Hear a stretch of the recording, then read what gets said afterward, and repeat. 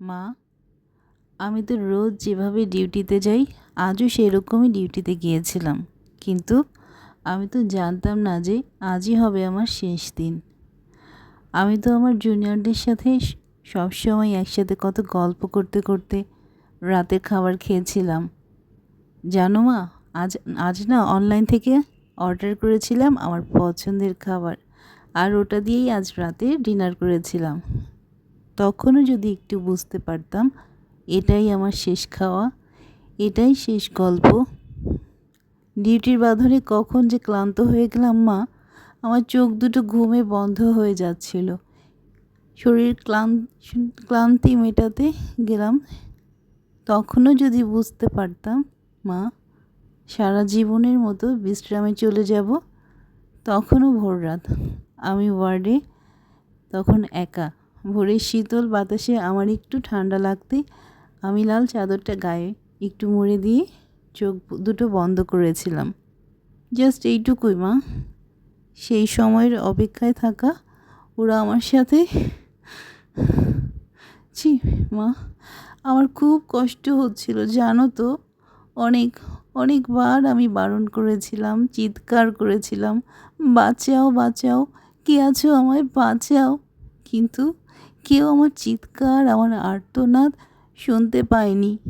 জানো তো মা, ওরা আরও পশুর থেকেও বিচ্ছিরি ব্যবহার করতে লাগলো, খেলতে লাগলো আমাকে নিয়ে, আমার এই দেহটাকে নিয়ে মা।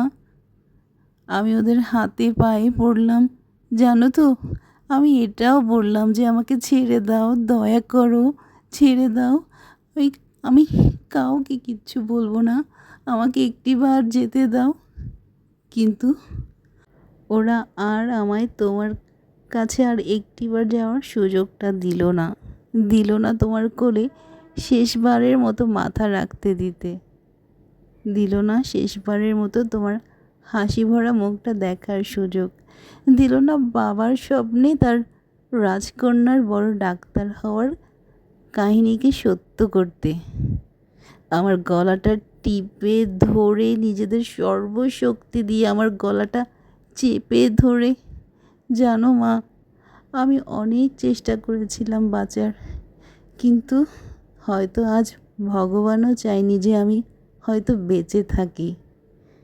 ওই পশুদের শক্তির কাছে আমি হেরে যাই, আমার গলার হাড় ভেঙে যায় মা। ওরা আমায় ওভাবে ওখানে ফেলে রেখে চলে যায়, ওই বিবস্ত্রভাবে। সকালে সবাই যখন আসে, কিন্তু এ কি, আমি কারোর সাথে কথা কেন বলতে পারছি না? তোমাকেও দেখতে পাচ্ছি, তোমায় কত করে ডাকছি, তুমি শুনছো না, শুনতে পারছো না আমার ডাক। ও মা, মা গো, এই তো দেখো, দেখো না মা। ও মা, এই তো আমি। তুমি কাঁদছো কেন? কি হয়েছে তোমার? ও মা। দেখি মা সামনে একটা লাশের দিকে তাকিয়ে হাউমাউ করে কাঁদছে। লাশটার মুখ দেখার পর আমার শরীরও শিউরে ওঠে। এ কি, এ যে আমারই নিথর দেহ।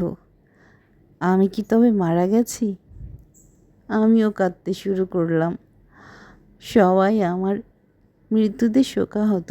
সারা দুনিয়া আমার মৃত্যুর ঘটনা আপাতত জেনে গেছে। সবাই বিদ্রোহ করছে, কিন্তু আমি আমার নিথর দেহের দিকে তাকিয়ে রইলাম। আমার শেষটা তো আরও ভালো হতে পারতো বলো মা। দেখো না মা, ওরা আমার মুখের, আমার দেহের কি বিচ্ছিরি অবস্থা করেছে মা। দেখো না মা, আমার চিৎকার করতে ইচ্ছা করছে, কিন্তু আমার আওয়াজ এখন কেউ শুনতে পারছে না। আমি এতগুলো লোকের সামনে চিৎকার করছি, কিন্তু একটা বার কেউ আমার এই চিৎকার শুনতে পারছে না, কেউ না। আসসালামু আলাইকুম ভিউয়ার্স, এতক্ষণ ধরে যে ঘটনাগুলি ঠিক শুনলেন, এটা কোনো কল্পকাহিনী নয়, এটি একটি সত্য ঘটনা। আর যার সাথে ঘটেছে তিনি হলেন মৌমিতা দেবনাথ, পশ্চিমবঙ্গের আর.জি. কর মেডিকেল কলেজের একজন চিকিৎসক। 34 ঘন্টার ডিউটিকালে সেমিনার রুমে যখন বিশ্রাম নিচ্ছিলেন তখন তাকে জোরপূর্বক ধর্ষণ ও হত্যা করা হয়েছে। কী নির্মম বীভৎসভাবে তাকে হত্যা করা হয়েছে এটা বলার বা বর্ণনা করার ভাষা আমাদের জানা নেই। শুধু এটুকুই বলবো, তার আর্তনাদের আত্মচিৎকারগুলো অভিশাপ দেবে যতক্ষণ পর্যন্ত না তার হত্যাকারীদের উচিত বিচার করা হবে।